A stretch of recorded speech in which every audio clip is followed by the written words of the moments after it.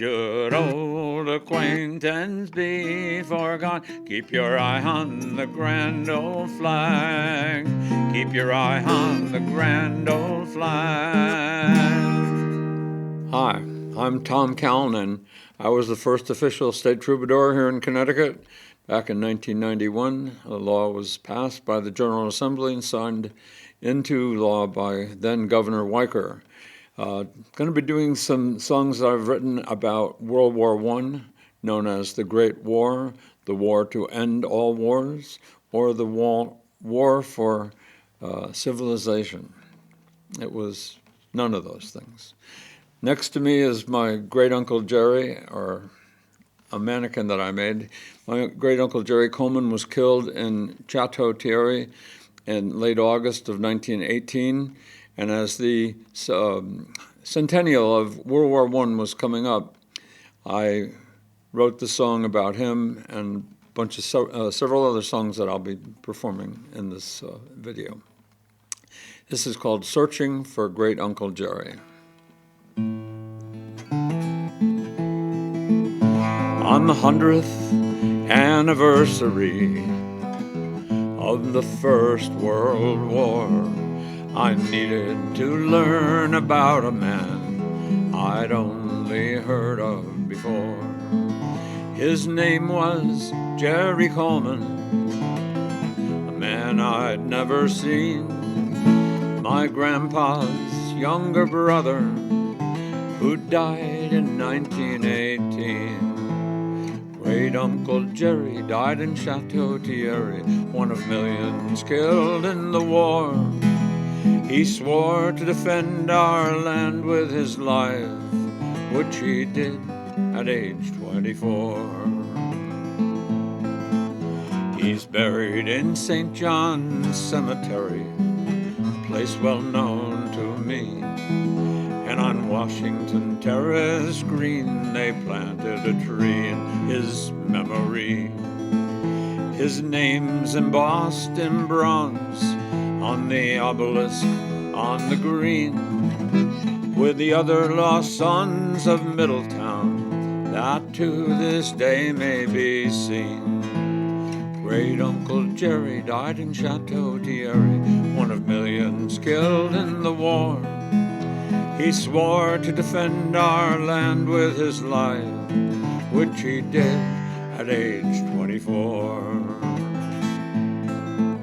I bought his division's history so I could read where he'd gone, and I found his draft registration card on Ancestry.com. His signature made him seem more alive, dated June 5th of 17. A bittersweet moment, knowing that hand would be still in 1918. Great Uncle Jerry died in Chateau Thierry, one of millions killed in the war. He swore to defend our land with his life, which he did at age 24. The enlisted men of the 77th Divisions were mostly draftees. On their shoulder patches and helmets, they wore Lady Liberty. When I searched for his regiment, the 307th Infantry, I found his name on a plaque in Central Park in New York City. Great Uncle Jerry died in Chateau Thierry, one of millions killed in the war.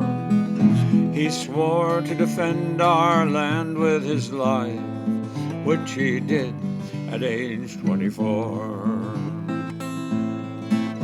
In France, the gallant doughboys were baptized by enemy fire near the banks of the Vesle River, pocked with shell craters and barbed wire. The sights and the smells of the living and dead must have made the senses numb, facing gas, snipers, machine guns, bombs, never knowing what was to come. Great Great-uncle Jerry died in Chateau Thierry, one of millions killed in the war. He swore to defend our land with his life, which he did at age 24. In the 77th Division's history of the Great War, the 307th Infantry lost 394.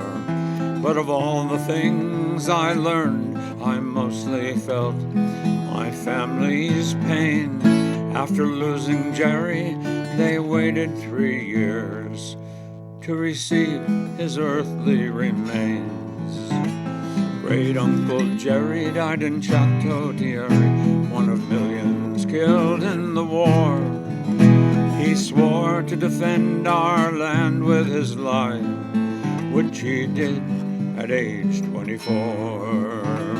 Great-uncle Jerry died in Chateau Thierry, one of millions killed in the war.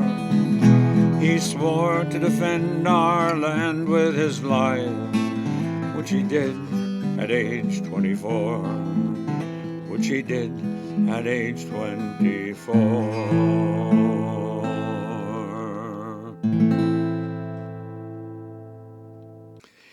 This is a song I wrote called Norwich's Kriegsbeute. Kriegsbeute is a German word for trophy of war, spoils of war.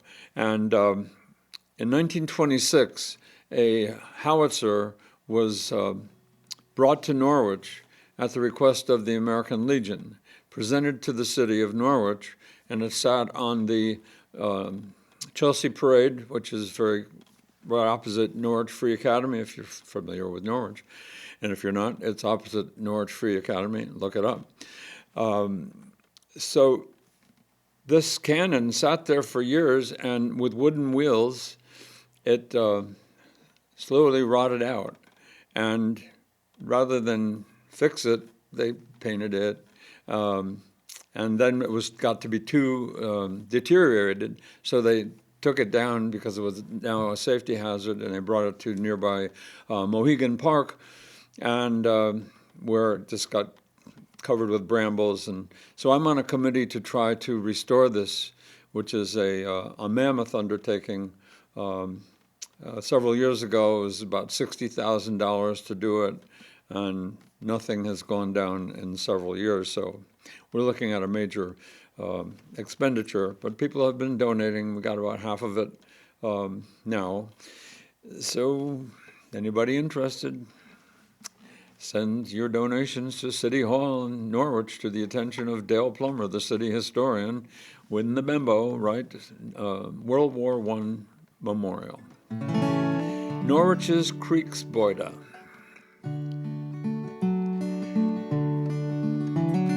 Norwich once had a howitzer right on Chelsea Parade, displayed as a trophy of the Great War where her son's sacrifices were made. It came to the city in 26 as a post-war request by the Legion, where post number 4 had been named for a well-loved native son. Kriegsbeute means trophy of war, displayed by the victors of what they fought for. Kriegsbeute placed for people to see in honor of those who served honorably. The gun by itself is made from parts that have no will of their own. Envisioned by the minds of men, its destructive power was shown. On battlefields and forts and ships, assembled and fired by men, over and over and over and over and over and over again. Kriegsbeute means trophy of war, displayed by the victors of what they fought for. Kriegsbeute placed for people to see in honor of those who served honorably. Who were the Huns who fired the gun that ended up in Norwich? And who were the Yanks in tanks or on foot who left the trenches for forests? Could this be the gun that killed Bob Fletcher, the Rose City's well-loved son? Ironic indeed if that gun came here while Bob rests near Verdun. Creek's Boyd Amin's trophy of war, displayed by the victors of what they fought for. Creek's Boyd, a place for people to see in honor of those who served honorably. But it matters not if this was the gun, nor by whom it was made. By this gun or one of its comrades in arms, Bob Fletcher was laid in his grave. How fitting then that this gun should be seen as Norwich's trophy of war, in memory of her gallant sons, on display forevermore. Creek's Boyd Amin's trophy of war, displayed by the victors of what they fought for.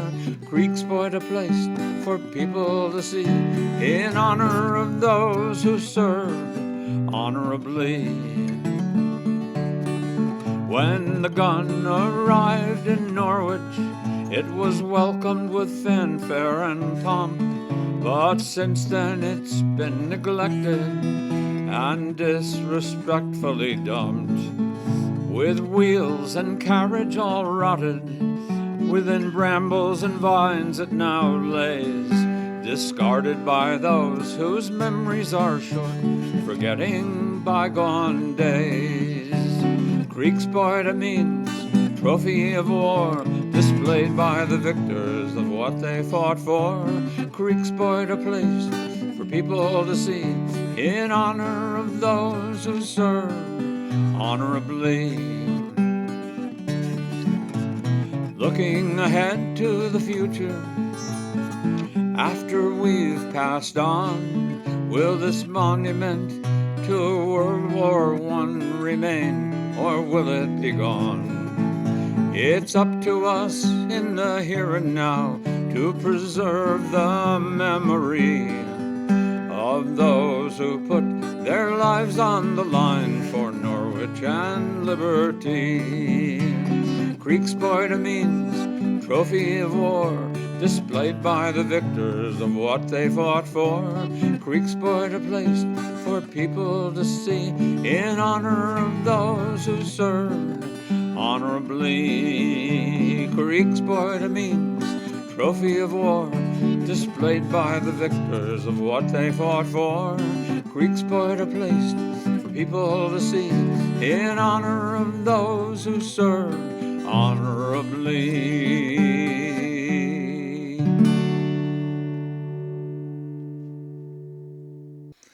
This next song is called William Durr Remembered. Durr is D-U-R-R. If you're at all familiar with Norwich, there's the Meeting House Rocks Church in Norwich town, where I happen to live. And the Meeting House Rocks it still is, a large rock outcropping where the first church was set up in the 1600s. And Mr. Durr was a member of that church, and when he was killed in World War I, the members of a certain club that he belonged to constructed and installed it looked like a gravestone, but it's just a memorial because he was totally vaporized. It's very interesting because his last letter to his parents was saying how much he was having a good time and the food was so great, and he was looking forward to coming home, as everyone was.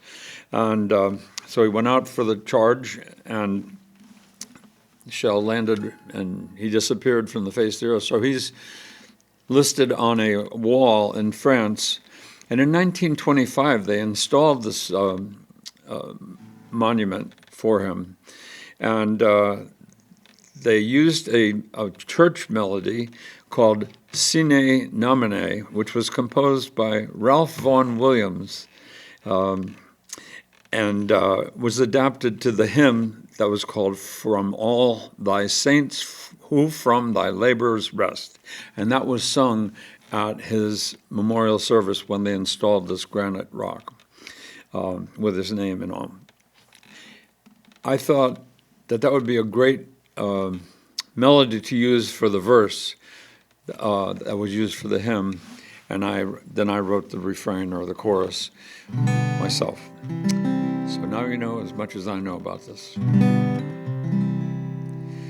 William Durr's name carved on a granite stone remembers a soldier who didn't make it home. The spruce tree they planted on Decoration Day lived for 98 years before it withered away.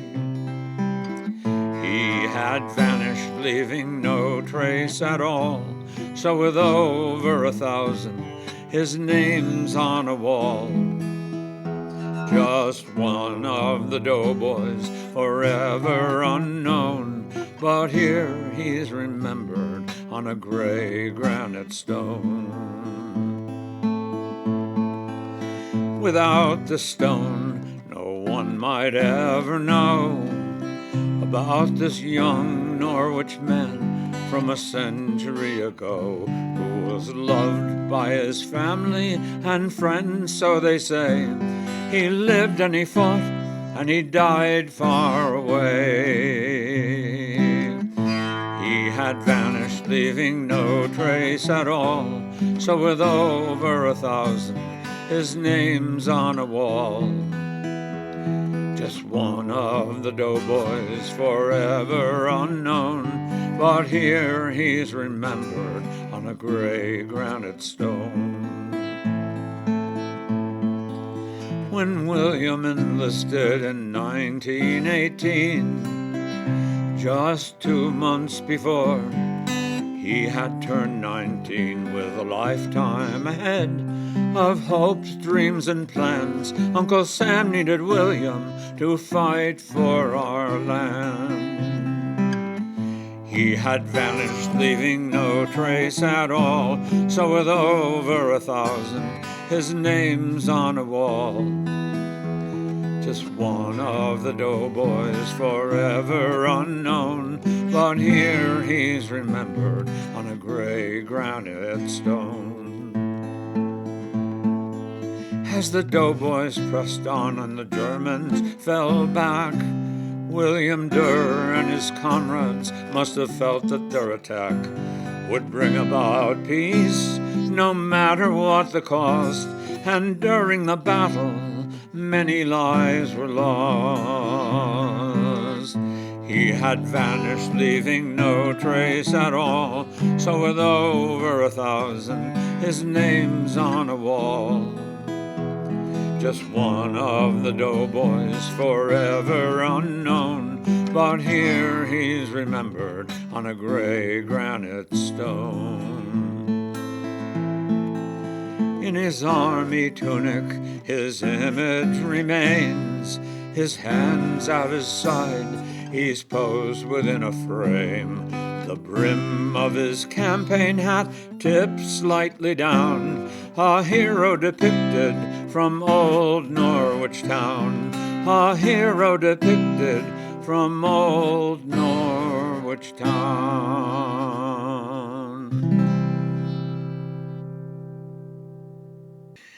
This song is called It All Happened a Century Ago, and I found this really amazing because the man in this story, his name was Apostille, which is basically looks like apostle, but he was Greek, so it was Apostille Alexander, but most people knew him as Paul.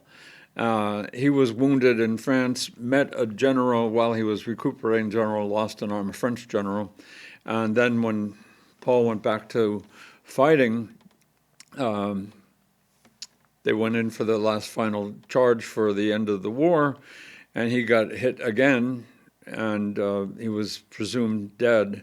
But the general that he had made friends with called for a search for people to go out and find him, and they found him. They removed 2 of the 3 bullets that had hit him, and the third one was too close to his heart. So after years of recuperation, he went back to Norwich, opened a restaurant, and one day while he was driving along on West Main Street, he stopped at a stoplight, and the bullet shifted, and he was probably the last victim of World War I in Norwich in 1958, I think it was. It all happened a century ago. Apostille Alexander,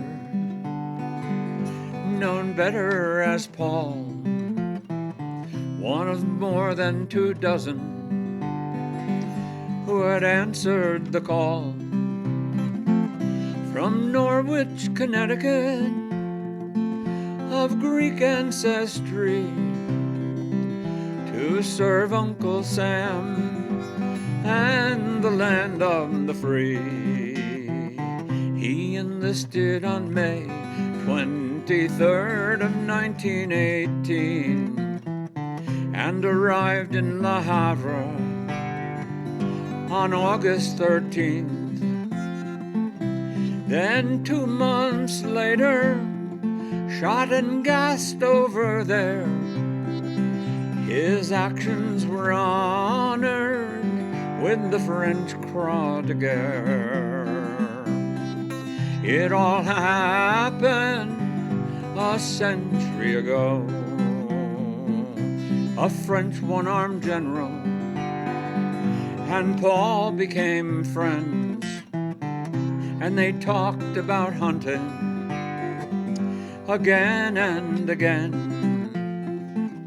After he had recovered from the wounds he'd received, Paul returned to the front for the great final siege. When all of the doughboys heard the shrill whistle blow, they went over the top from the trenches below. One of the many who charged into enemy fire, Paul fell into the mud and the strings of barbed wire. It all happened a century ago. In the last bloody battle on the war's final day, Paul was missing in action and declared KIA.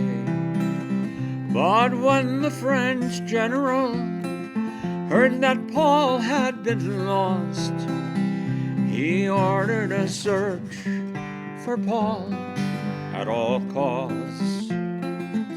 They found him half dead with 3 bullet wounds. 2 were removed, but the last one was found so close to his heart that they left it alone. And after years in the hospital, Paul finally went home. It all happened a century ago. He opened a business, Alexander's Luncheonette. He was living the dream of a World War I vet. But 40 years after he'd been shot in the war, that old bullet shifted and he died in his car. From what happened a century ago.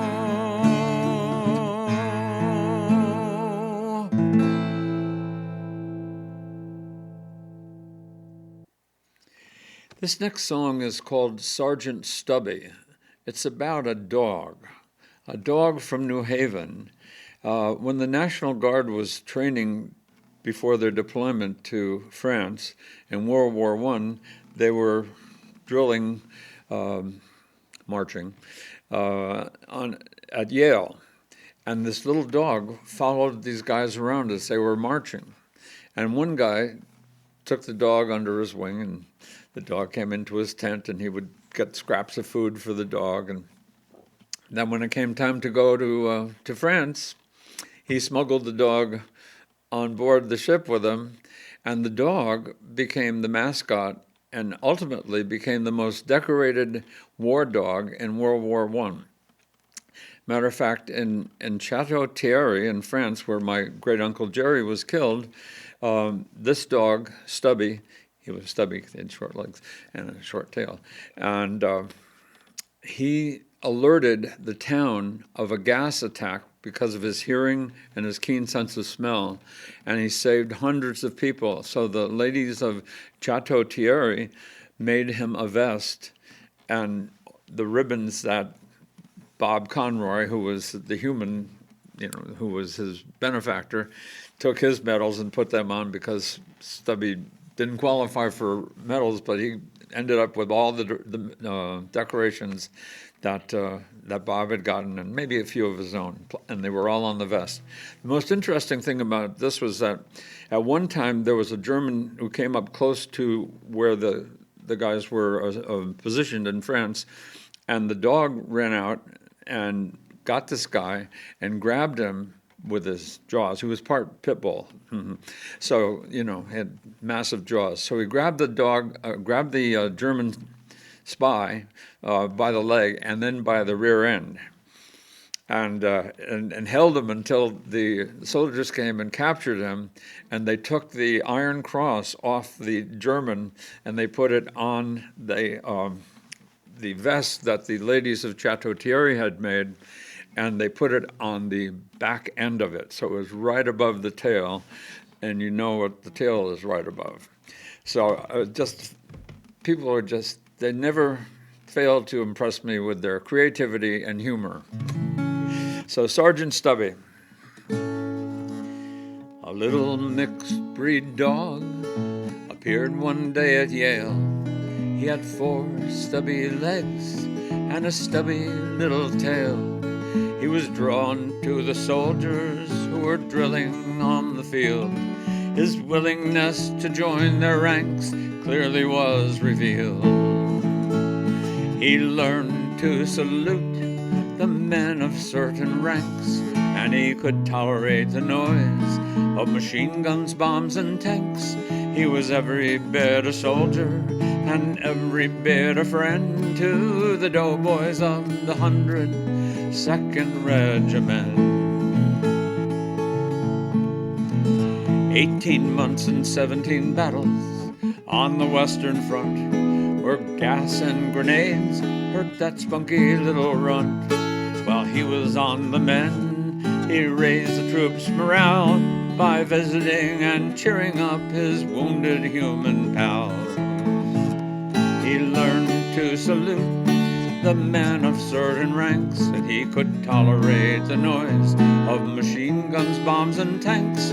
He was every bit a soldier and every bit a friend to the doughboys of the 102nd Regiment. He was an early warning system whose senses could tell and sound the alert about incoming gas or shells. He saved the lives of hundreds from injuries and death. As soldiers go, Sergeant Stubby ranked among the best. He learned to salute the men of certain ranks, and he could tolerate the noise of machine guns, bombs, and tanks. He was every bit a soldier and every bit a friend to the doughboys of the 102nd Regiment. One day he saw a German who'd been spying on his friends. First he bit him on the leg, then latched onto his rear end. It was not the size of the dog that mattered in that fight, it was the size of the fight. in that mighty might. He learned to salute the men of certain ranks. He could tolerate the noise of machine guns, bombs, and tanks. He was every bit a soldier and every bit a friend to the doughboys of the 102nd Regiment. Bob Conroy was the soldier who smuggled Stubby over there, and when the armistice was signed, Bob smuggled him back here. Post-war, Bob went to law school, and he took his Stubby friend, and years later cradled Stubby as he went to meet his end. He learned to salute the men of certain ranks, and he could tolerate the noise of machine guns, bombs, and tanks. He was every bit a soldier and every bit a friend to the doughboys of the 102nd Regiment. He learned to salute the men of certain ranks, and he could tolerate the noise of machine guns, bombs, and tanks. He was every bit a soldier and every bit a friend to the doughboys of the 102nd Regiment. He was every bit a soldier and every bit a friend to the doughboys of the 102nd Regiment.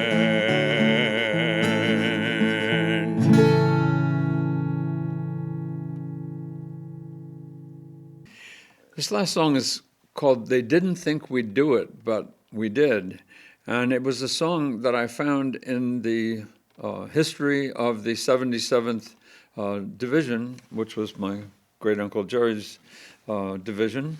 And it seems like an appropriate song because it talks about all these different guys. There were draftees, doctors, lawyers, bankers, people from different ethnic groups, all coming together in what was known as the National Army. That's what they called the draftees. There was a National Army, there was a regular army, and then there was the Army Reserve and the National Guard. So there were 4 different components of the Army during World War I. So, and Al Dubin wrote this song. Al Dubin became, after the war, a prominent musical composer, and he wrote 42nd Street and many other musicals on Broadway. And he was in that division. There's a Cracker Jack division in the AEF today, and it hails from old Broadway. There are actors, clerks, and bankers. There are doctors by the score. There are men who never fought before, soldiers to the core. They've surely proved their worth, and you can tell the earth. They didn't think we'd do it, but we did. They didn't think we knew the way to fight. But from Chateau Thierry to the home of the Huns, you'll find the footprints of Broadway's noble sons. They didn't think we'd do it, but we did. The pale-faced rookies that they used to kid. When Jerry fell in the Argonne Wood, he got merry hell and got it doggone good. They didn't think we'd do it, but we did. And you know darn well we did. They didn't think we'd do it, but we did. They didn't think we knew the way to fight. But from Chateau Thierry to the home of the Huns, you'll find the footprints of Broadway's noble sons. They didn't think we'd do it, but we did.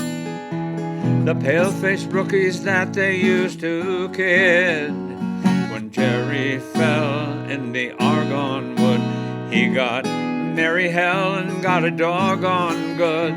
They didn't think we'd do it, but we did. And you know darn well we did. You know darn well we did.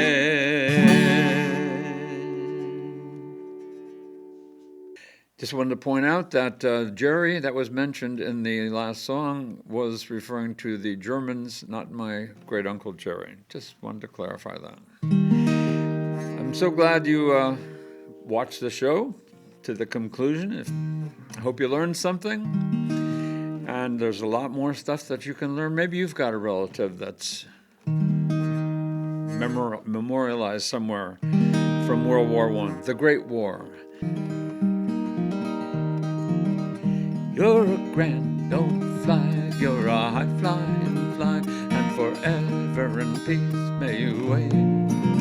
You're the emblem of the land I love, the home of the free and the brave. Every heart beats true from the red, white, and blue, where there's never a boast or brag. Should old acquaintance be forgot, keep your eye on the grand old flag. Keep your eye on the grand old flag.